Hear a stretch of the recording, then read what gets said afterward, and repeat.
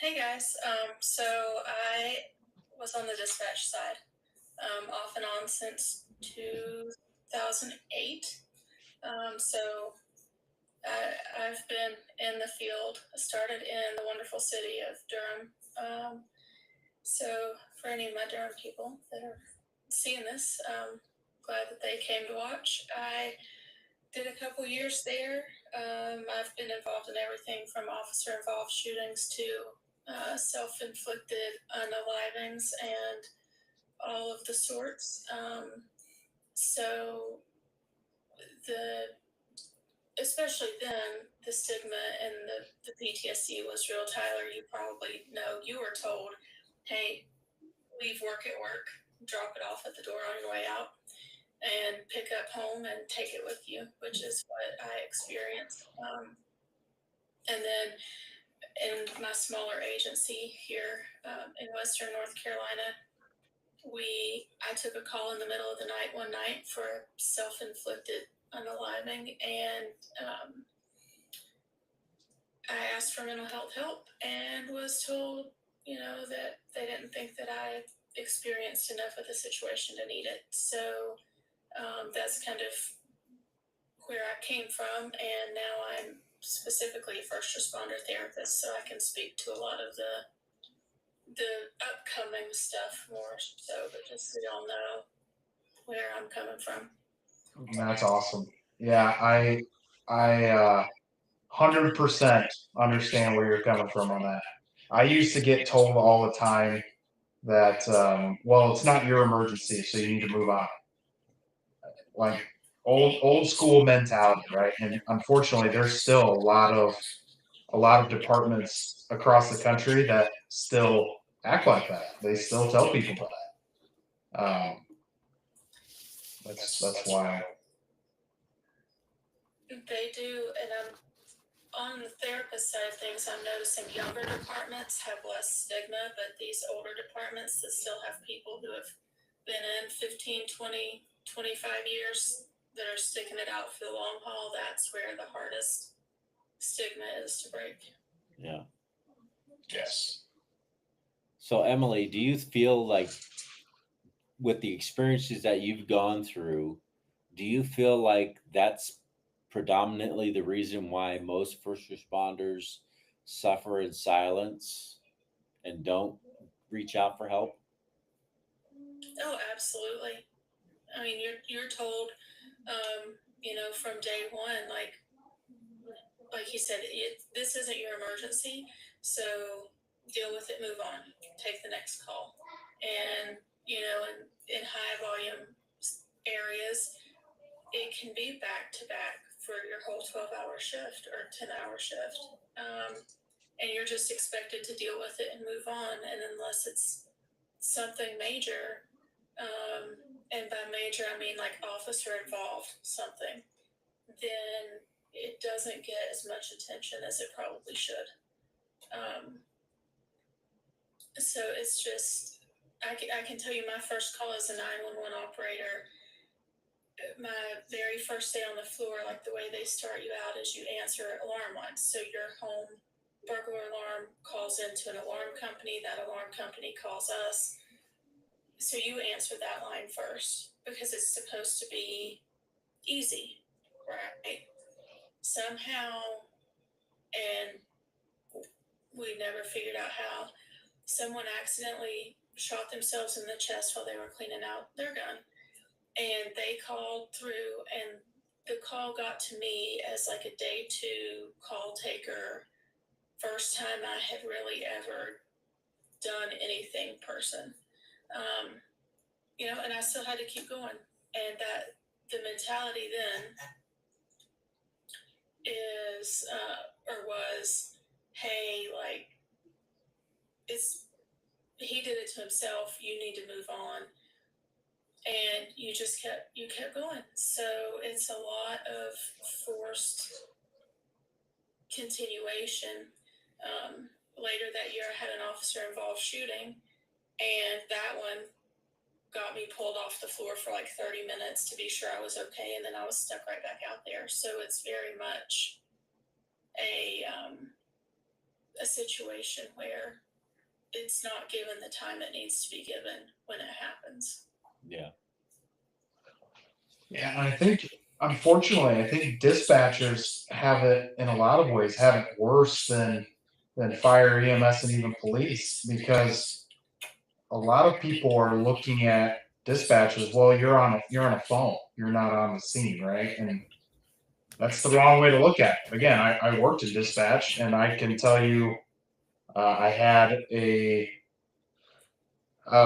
active shooter call that I took at a nightclub, and you could actively hear the shots ringing out through the phone, and it messed with me because that was probably my second or third week on my own. For us as brand new dispatchers, you were just a 911 call taker. You took all 911 calls and put it into the system. That was it. And you had to do that for, if you were on the city side, because they consolidated too. If you were on the city side, you would do that for, I think it was about a year. And after a year, your probation time was up, and then you could go and train on how to be police dispatcher, and then work your way to fire dispatch, all those sorts of things. But It's definitely difficult. I did fire and EMS dispatch was my primary thing, and I would be on the phone taking a 911 call while I have a working structure fire, and it's not easy, and there's a lot of stuff to learn. But then you've got, like, you worry about your people in the field because it's kind of your responsibility to bring them home. But then also you've got this person in your ear having the worst day of their life. Yeah. So yeah, that's a valid point. Most definitely. And Emily, how have you dealt with your I would say your traumas? Because I can't say that you suffer from PTSI because I don't know. I don't know your story personally, so I'm just gonna say and just assume that you have a set of traumas having to deal with your job in your field from being a dispatcher. So how do you deal with your traumas? until I had the last event that propelled me to go into school to be a therapist, I shoved it all in a box, just like everybody else does. Shove it, but eventually the box overfills.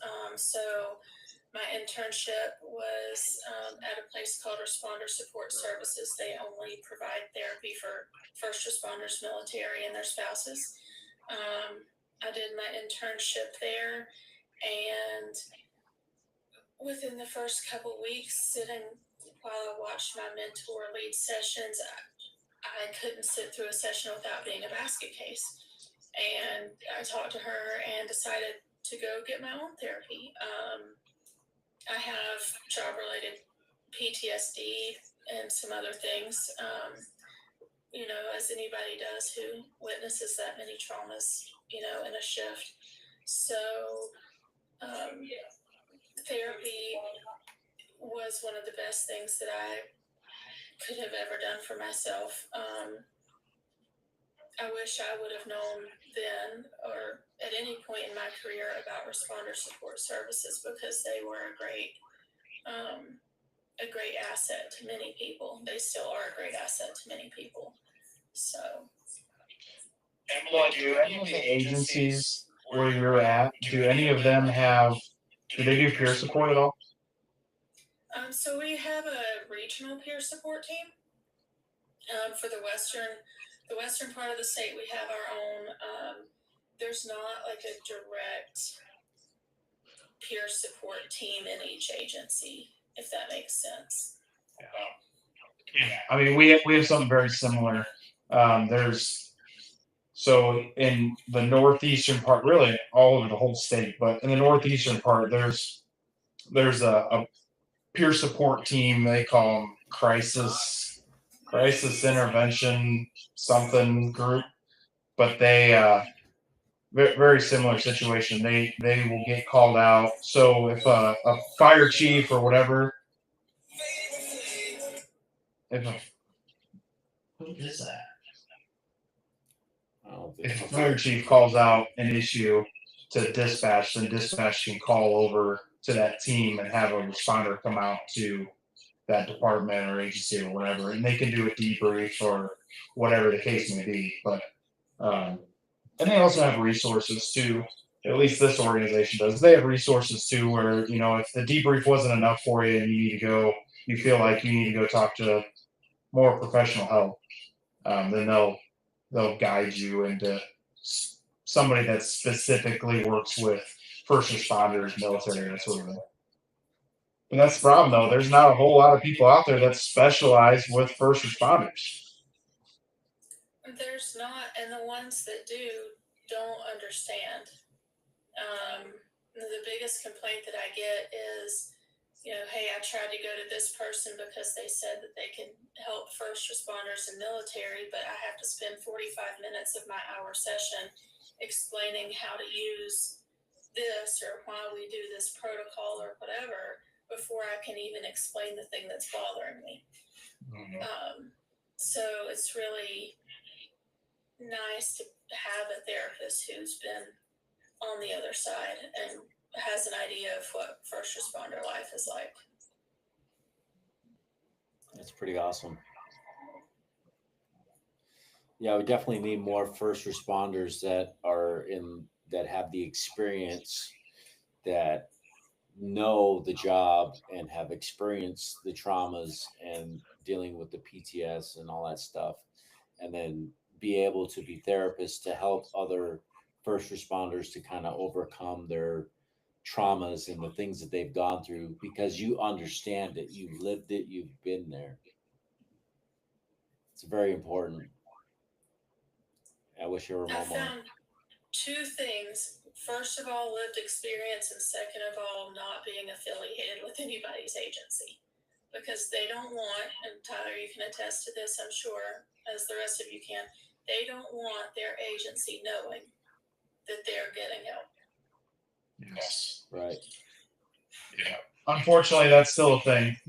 People, and a lot of it is based on the agency, right? So if an agency is showing their people, if a chief or whatever is showing their people that they don't care about mental health, or they don't even recognize that that's an issue, and somebody has a problem and they know they need to go get help, last thing they want is for other people to know about it. Like I said earlier, police have it pretty rough, but even on the fire side, we didn't necessarily want to tell anybody about it because we were worried that we were going to be ridiculed, or, we were going to be treated differently, I guess. Treated like, oh, well, you got some issues, so maybe you should just hang back, behind the truck on this car accident, or, maybe you should just do exterior attack instead of going interior, that sort of thing.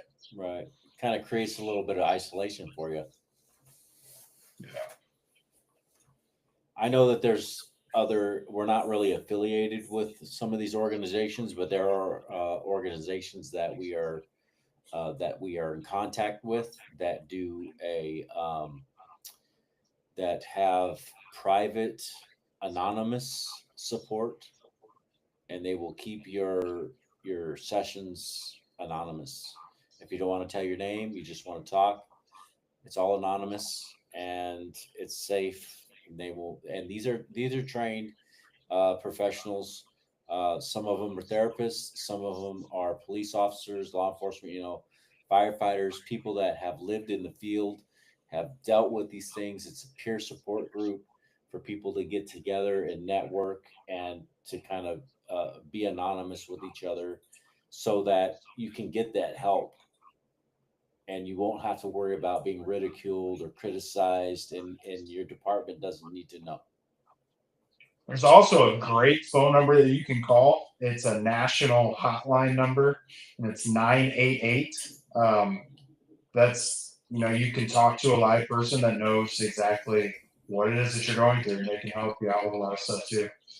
There's an organization here locally that does a lot of stuff nationwide called Remedy Live, and they are an excellent organization. You know, you can check out their website. They've got a lot of cool stuff on there. You can actually text them. I don't have the number off the top of my head, but you can actually text them. You can call them. You can chat with them online, just like Instant Messenger, that sort of thing. Is Instant Messenger still a thing? Do we call it that? I Messenger. feel like Yeah. I feel like I'm showing my age, like AOL Instant Messenger. Regardless, you can do all that kind of stuff on there, and they're a great resource as well. Rico, looks like we got a few people that jumped on here to part of the invite there. Yeah, we're trying to get some more people involved. If there's anybody else that wants to chime in, Ben, if you're a first responder, you want to speak, go I was ahead. gonna say things have definitely changed going from being a junior or cadet, whatever you want to call it, to going into it full time. How so, man?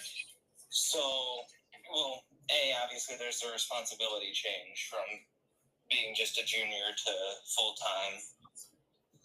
And also they look at you differently, I've learned. Like overall you get looked at differently. Treated Who's differently. who's looking at you differently? Like the administration, you mean? Captains, lieutenants. Yeah. Chain of command actually treats you like a person. Yeah. Once you're out of being a junior or cadet, whatever your department calls it. Or I'm second command chief of different fire departments and city hall. Like I understand, like everyone at a firehouse like look at you different and treat you wrong. Like I understand that. It's just they like my first day being a firefighter, they always prep me like get like know me as well. They like trying to get to know you better. And trying to get you know you better at once you're out of that cadet phase and in the full time phase. Yep. Yeah. I mean, it was more of the fact that I was looked at as a tool, not a person. Yeah. When you're a junior, you get looked at as the tool to clean up their mess around the station and whatever. Well, I think one thing to consider though on that aspect is when you're a cadet or you're a rookie or you know there's a lot of combination departments out there now that are career and they still have volunteers, but You're it's doing the grunt work. You're doing right. the grunt work. But you're getting built up to that point, right? Like they're trying to fill you out, you're trying to feel them out. They're getting you ready. You know, everybody's going through the kind of the same thing, right? Or has gone through the same thing at one point. You're the new guy. You're gonna do the grunt type stuff. That's pretty normal on departments. Like my fiance, like I think y'all know her, Dakota. She's in here. She know like where like every fire department like wants to like every day one of my firefighters out. And now I have to go see a funeral tomorrow. I ain't know about it since I got home. That's too bad. We just had one today for a retired member. What county you at? Well, this is for a department I'm visiting up in Maine, but I'm on a Vermont department, so things are different. Was it a line of duty? No, it was a retired member. Okay. Oh yeah, it's one of them. But I they gotcha. still send the trucks and whatever. Sure. Yeah. 100%. Yeah. Which is nice because around where I am, we don't do that. We just say, "Oh, guys." Because that person is a member of that firehouse and it's called family.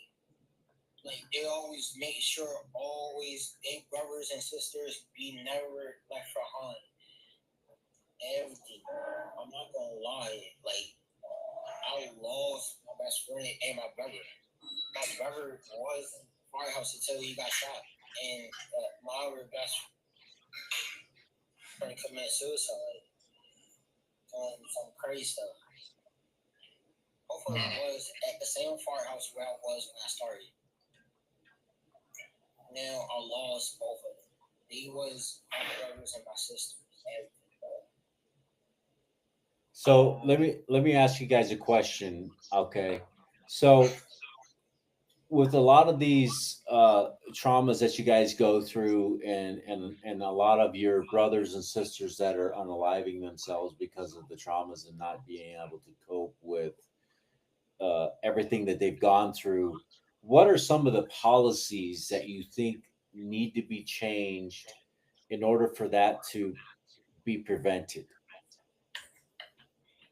Right now in City Hall, like today, I already got a whole email with a whole meeting today. I didn't know about.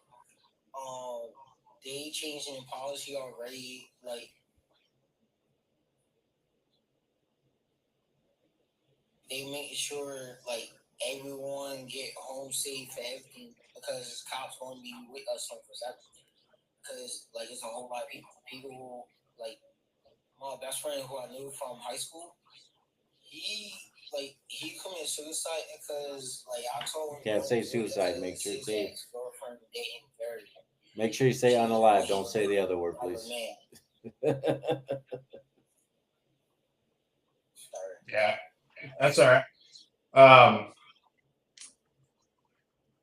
don't remember what I was going to say now. Caught me off with the "don't say that word." Yeah, unfortunately, because you don't want to get banned again. No, we don't want that. So let me ask you guys this, Ben, and all I see is firefighter on there. But let me ask you guys a question. So when you guys decided to join the fire department, what was your reason? What was your why? Why did you want to join? Because my mom, she's a person who I looked up to. Okay. And it'd be my mother and my grandfather. My grandfather died. The line duty. Oh, I'm sorry to hear that. It's fine. Those are the two people who I look up to. Ben, what was your why? Alright, I had a couple of reasons. First reason, my grandfather was on Amagansett Fire back in the, I want to say 70s. I have his certificate of joining that department sitting at home on my wall. And the other reason, I had gone through a huge breakup and whatever, and I was like, you know what, I'm going to start helping people. So I went and joined my local department and kind of went from there. And that was I want to say freshman or sophomore year of high school I started. Okay. So when you have a tough call, when you have a tough situation, or even if you're having a tough situation at the firehouse, you feel like you're doing the grunt work, or you feel like you're being told to do something that nobody else is doing, or whatever. Do you ever go back and think, what is my why? Why am I here? And do you ever sit there and think, like, is my why still the same, or do I need to change it? Do you ever think about that? Not really. I've always looked at it as I'm here to help people, and I'm gonna get to that point. I just need to get through the grunt stuff. So I'm going to tell you, just from personal experience, that thinking, that mentality of I'm here to help people, eventually it gets really, really tough, right? You get to a point where you see a lot of evil. You see how evil people can be to others. And sometimes I know some people, myself was included in this, but there are a lot of people that are just like, man, I hate people. And it's because we see the evil things that people do to each other all the time, right? We go on these shootings, we go on these stabbings, we go on these horrible calls, and we just start to hate people, right? But what I'm getting at is you want to kind of dig deep and find what your why is. Whether saying I want to help people is great, and I highly encourage that. I think that's awesome. But you need to kind of shift that thinking a little bit and try to find a deeper why. Why are you here? Because eventually that wanting to help people, that's not going to be enough for you. You know what I mean? Yeah. When can I say something real quick? Yeah. Go ahead. Yeah. All right. Last month I went on this technically it's a medical and fire call. same thing, and rescued. This kid was on a bridge, on a ledge. Like, police, everyone blocked the streets, that whole situation. They called us saying we is the closest one to that bridge. Like, to that key bridge, checking is by that key bridge and stuff, that wall. They, on the other hand, they dispatched us because I might know that kid because my homeboy or anyone who I know is around him. I saw who it was, and that whole situation, he almost jumped off until I told him, like, this is not like the right idea. Your parents didn't raise you like this. Like I told him, don't jump off a bridge house, but like it'll take your whole life away. It happened so many times. I lost people, and he got off the bridge. I made sure he didn't jump off the bridge at all. Like he came to me, like everything. I took him to his parents and everything, explained the whole situation, what he told me. Like I feel bad for him because that was his situation. His best friend died in the hospital. I think he told me his friend got cancer or something. I don't know. Yes. Give me a second. Yeah. Rico, I'm gonna end the YouTube live just because we got a lot more people on here than we do on there. Yeah. So for everybody that's on YouTube live or listening to this episode, because this is gonna get posted tomorrow, appreciate y'all. We'll see you on the next episode.